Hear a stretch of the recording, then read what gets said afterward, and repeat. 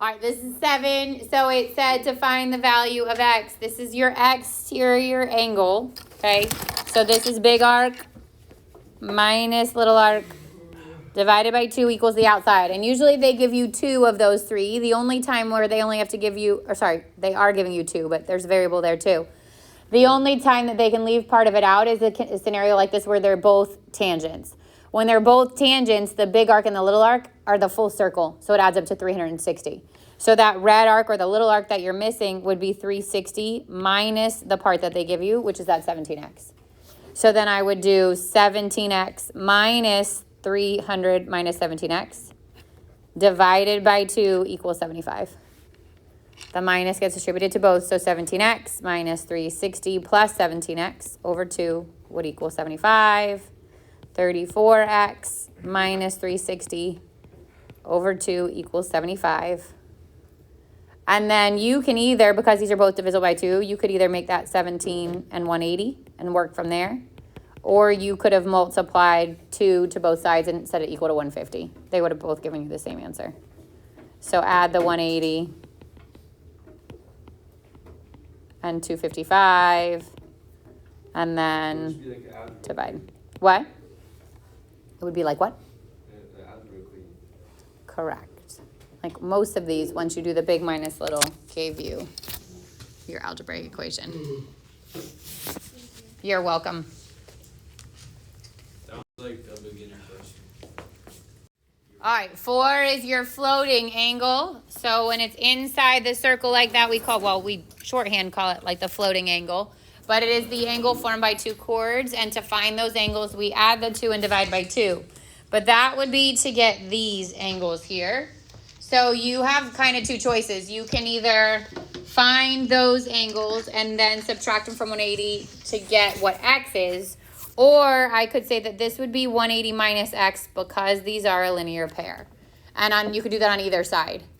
So then I would say 30 plus 2x minus 30 divided by 2 would equal 180 minus x. So those 2 angles added together and divided by 2 would equal either this angle, which is 180 minus x, or this angle, which is 180 minus x. So you're using your linear pair there. So these cancel. I get 2x over 2 equals 180 minus x. This cancels. X equals 180 minus x. Add the x. 2x equals 180. Divide by 2. And x equals 90. Yep. I probably don't want to hear this, but I something a little bit weird. Okay. I did x equals half of 360 minus 2x minus 30 plus 30. What? X equals half of 360. Okay, no. Yeah. No, because those arcs. I got it. Okay. I don't understand what I was doing. He's different. The problem is that you can't assume those arcs are the same. I understand. Okay, as long as you do, that's all that's Wait, important. wouldn't it be the same because they're vertical angles? The arcs won't be the same though. The angles would be the same. Does that make sense? So angle like 1 and 2 here, the angles are the same, but those arcs are not, unless they're inscribed or I don't know. If it worked, it worked. All right, so 10-6 is the second to last section. We have one more after this, and it's relationships in circles. Now we're talking about segments instead of angles. So yesterday was all the angles formed by 2 chords, the angles formed by 2 secants, the angles formed by a tangent and a secant. Now you're going to get the chords, relationship between the chords and the secants, the actual lengths of these, not the degree measure. So segments of chords. This just says when 2 chords intersect in the interior of the circle, each chord is divided into 2 segments called segments of the chord. So they're chords, they're intersected by the other side, and we call those segments because they are divided into segments. The theorem involving these is called the segments of a chord theorem. And it says if 2 chords intersect in the interior of a circle, then the product of the lengths of the segments of one chord is equal to the product of the lengths of the segments of the other chord.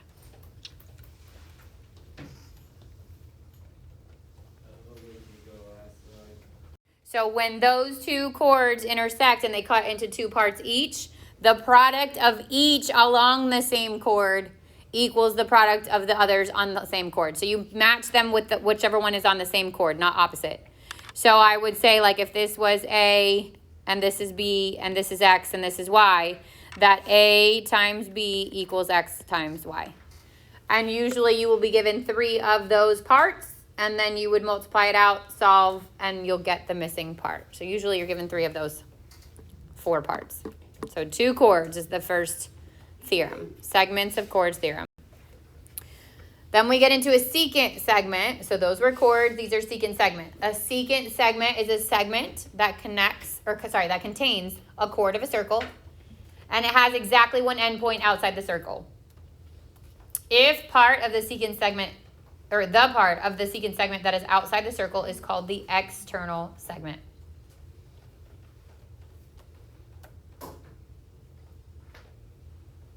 So in this diagram, you've got a secant on the top, that's a secant, and then you've got a tangent on the bottom. The secant is divided into 2 parts. The part on the inside would be the internal part. The part on the outside is the external part.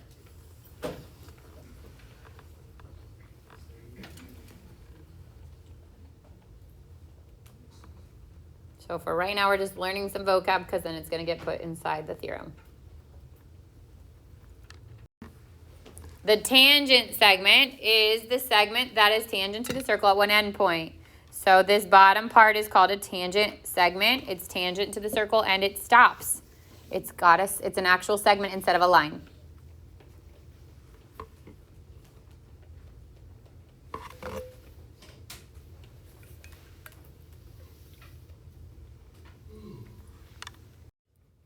The next theorem is called the segments of a secant theorem.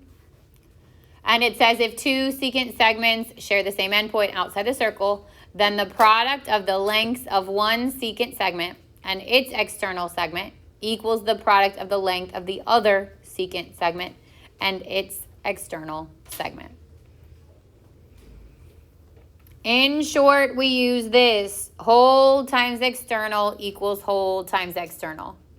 So the whole secant segment times the part that would be outside, in this case would be MN, would equal the whole secant segment on the other side times its external part, which on the bottom would be ON. So LN times MN would equal NP times ON. Whole times external equals whole times external.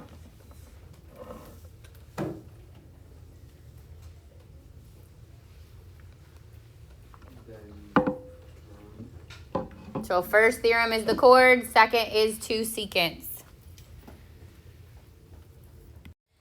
And theorem 1020 says the segments of a secant and a tangent theorem. So now we're doing one secant, one tangent. If a secant segment and a tangent segment share the same endpoint outside the circle, then the product of the lengths of the secant segment and its external segment equals the square of the length of the tangent segment. And in short, we use this: the tangent squared equals the whole secant times the external part of the secant.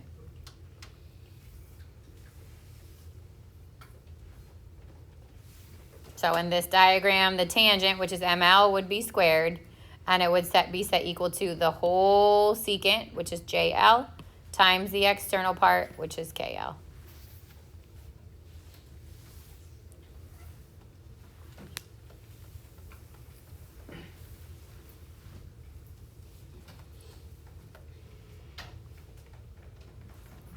Questions on that one?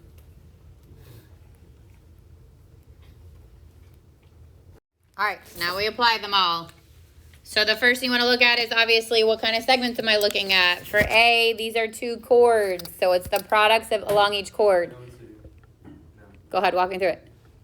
So you do 12 times 2. Good. Equals x times 3. Good. So I'd get 24 equals 3x and x equals? And x equals 8. Good. B, what kind of segments are those? They are segments of secant. One's a secant, one's a tangent. So this is tan squared equals whole times external. So the tan is the x. X squared would equal this whole secant, which would be 24, times the external part, which is 6. With me so far? Yep. Okay, so here's your option. You could literally multiply that out, right? I could do 24 times 6.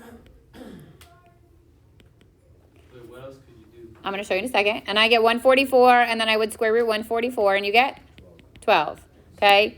They may not all be perfect squares, so you could also use this like we did with our geometric mean. You can keep it as its product, and this would be 2 and 12, 2 and 6, 2 and 3. And then 6 would be 2 and 3, so we could break it down from there. 2 2s means a 2 goes to the outside. Another set of 2s goes to the outside. 2 3s, a 3 goes to the outside, and you still get 12. So obviously, if it's a perfect square, it's easier if I multiply it out, I think. 24 times 6, square root of 44 is easier, if you know it, to be 12. But if it is not A, a perfect square, or B, something that you know off the top of your head, then you break it down using your factor tree. Come on. Because it's the length of a segment. Actually, it's a really good question. Why would this not be plus or minus? Because you're talking about length. Can't have a negative. And you can't have a negative 12. All right, what's C? What are those two segments? Equal to each other. Nope. If they were tangents, then it's the ice cream cone, then they're equal to each other. But those are what? Those are two secants. Good. So this is our whole times external equals whole times external. So what's the whole length of the top one? 12. So I do 12 times the external part, which is 4. Equals, what's the whole length of the bottom one? 6 plus 6 plus x, or x plus 6. Good. And then I'd multiply that times the external part, which is 6. So I'd get 48 equals 6x plus 36. Subtract the 36. 12 equals 6x. Divide both sides by 6. And x is 2.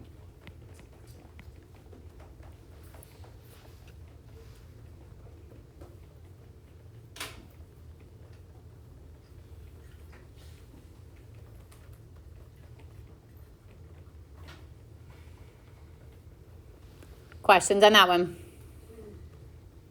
Okay. And last example. What are those? So now we have one tangent and one secant. Good. So this would be, God bless you, tan squared equals whole times external. Which one's the tangent? 10. So 10 squared would equal, what's the whole length of the secant? 2x plus X plus 2x, which is 3x. That one can be simplified. And I'd multiply that times the external part, which is x. So I'd get 100 equals 3x squared. I could divide both sides by 3. And I'd get x squared equals 100 over 3. Which does not go in evenly. I would leave it as a fraction. And then I would square root both sides. Normally it's a plus and minus, but we're talking about a length here, so we're going to leave it as positive. Square root of 100 is 10 over root 3. Can you leave it like that? Yeah, no. What do you have to do? Multiply it by Good. Rationalize by multiplying both the top and the bottom by root 3. So I'd get 10 root 3 over 3. If the homework asks you to round to the nearest tenth, then you could literally do 100 divided by 3 and then square root it. So just pay attention to the question, and I'll look up, and just in case it doesn't, But if it was like round to the nearest tenth, it's 5.8, and you don't have to rationalize. But if this was on the quiz and it said keep your answer exact, it would want it as 10 root 3 over 3.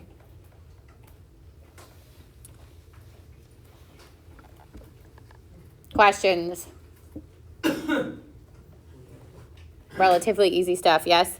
My advice is, because there's like 4 days in the weekend coming up and then you have the test after it, is maybe start yourself a review note, okay? Keep all the stuff from before, all the vocab and all the stuff from before, and now add to it the stuff we learned yesterday about the floating angle and the exterior angle, okay? And then add these 3 theorems onto it. The chords, the secant, and then the secant and the tangent. That way you have them kind of compiled in one space.